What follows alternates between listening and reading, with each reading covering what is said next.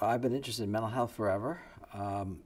I became a resident in psychiatry in the late 60s, early 70s, and I worked in my training hospital was a community mental health center, federally funded. And so I was introduced to the Kennedy legislation at a very early stage in my career. I was very interested in community psychiatry, became a community psychiatrist, worked in a variety of community settings. I went from my training to the National Institute of Mental Health, where I became an administrator. Eventually, in 1976, I became director of the Community Mental Health Centers program and was director from 1976 to 1981 of the Community Mental Health Centers program. During that time period, I became very involved with the Carter Commission on Mental Health and helped Mrs. Carter with the follow-up of that report in the drafting and passage of the Mental Health Systems Act of 1980. I know a lot about the history of the community mental health centers. I wrote a book about it, published in 1983.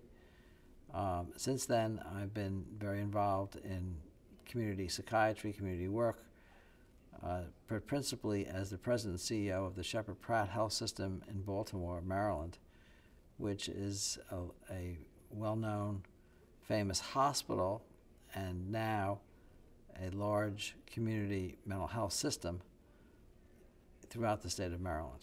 Community mental health is all about working together.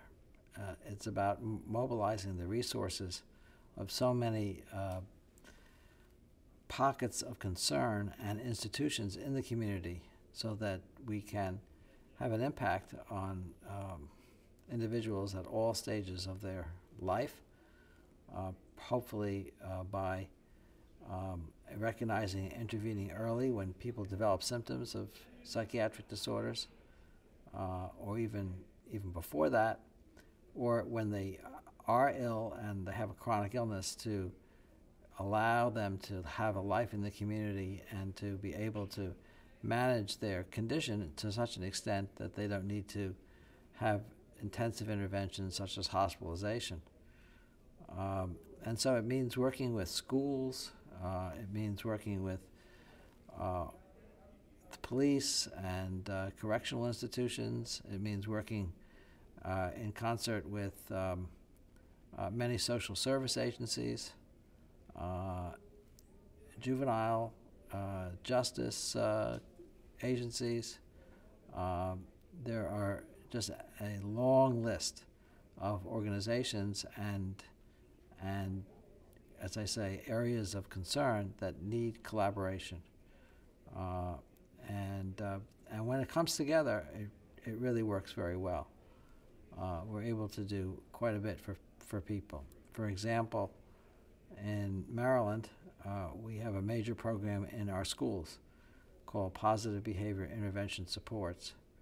And it involves the teachers, the counselors, the Department of Education, but also mental health specialists, psychologists, social workers, and also researchers who are taking a look at what are the outcomes of being a major presence in our schools. That is really community mental health. One of the major areas, the public health concern, is the treatment-resistant individual with chronic psychosis who is in the community, often resist interventions that might be helpful, and end up in trouble in a variety of ways, but especially with the law, and they end up in, I believe, inappropriately in jails and prisons, or they end up homeless.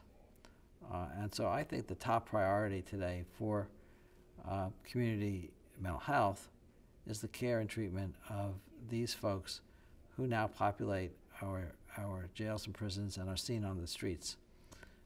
It often is brought up as a question of safety, and there are safety issues. I think it's a basic question of humane approaches to help people get well and well enough so that they can have a life in the community. The serious, untreated mentally ill individuals, mostly with schizophrenia and bipolar illness, who are not getting treatment. They often have comorbid substance use problems, other health problems. That's where we need to focus our energy.